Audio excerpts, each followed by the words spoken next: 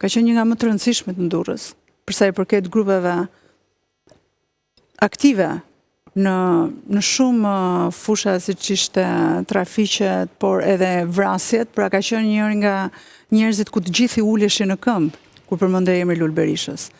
Në qendër qytetit të Durrësit ka patur disa lokale kur askush nuk mund të futej pa lejen e tij.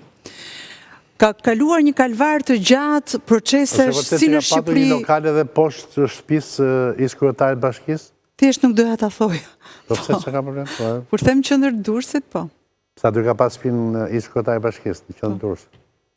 Ka pas një lokal të madh shumë thonë aty. Shumë i madh. Po. Dhe madje sa mbaj mend unë edhe një tentativë për vrasjen e Lul Berishës është bërë pikërisht në një lokal. Goditur në qendër. këmbë. Po, është goditur në këmbë, në Kavilje. Ka kaluar një kalvar shumë të madh të proceseve të gjithë shkallët e gjyqësorit në Spanjë.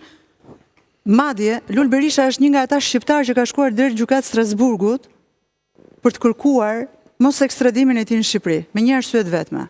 Lul Berisha pretendon dhe ka argumente për ta provuar këtë, do shohim sa do na e provoj, që në Shqipëri i riskohet jeta. Kush do ta vrasë Lul Berishën?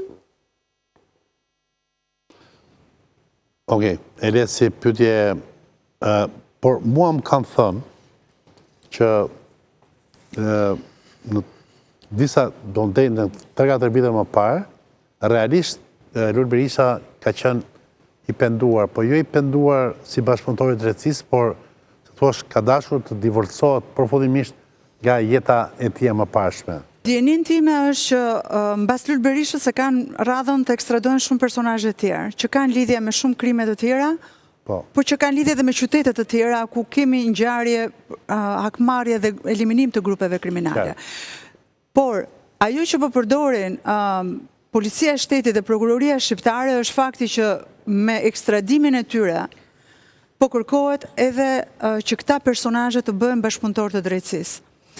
Unë nuk e di nëse... Sa fjalë për këtë lloj pendese. E kuptoj, por nuk jam në dijeni... Nuk para sot kanë dhënë një burimin tim, një më shumë. Po. Sipas atij burimit, që kam kontaktuar disa vite më parë rastisht, ka qenë një bisedë rastishme, po personi ka qenë një person kyçëm Durrës, ka thënë që ai po të kishte mundësi, domethënë, do të harroje si person dhe të bënte një jetë tjetër. Pra, dua të them, duket sikur kishte hequr dorë nga aktiviteti, nga gjithçka. Tani kjo mund të jetë një lojë, mund të jetë një legjendë, mund të jetë një farsë, mund të jetë çdo gjë. Thjesht ty të rezulton që ai person ka hequr dorë nga aktiviteti, do të thonë, biçet për krimet të kaluara, por nuk prodhon. Avokati i tij më ka thënë pikërisht këto fjalë që po më thua ti. Atë që ka legjendë.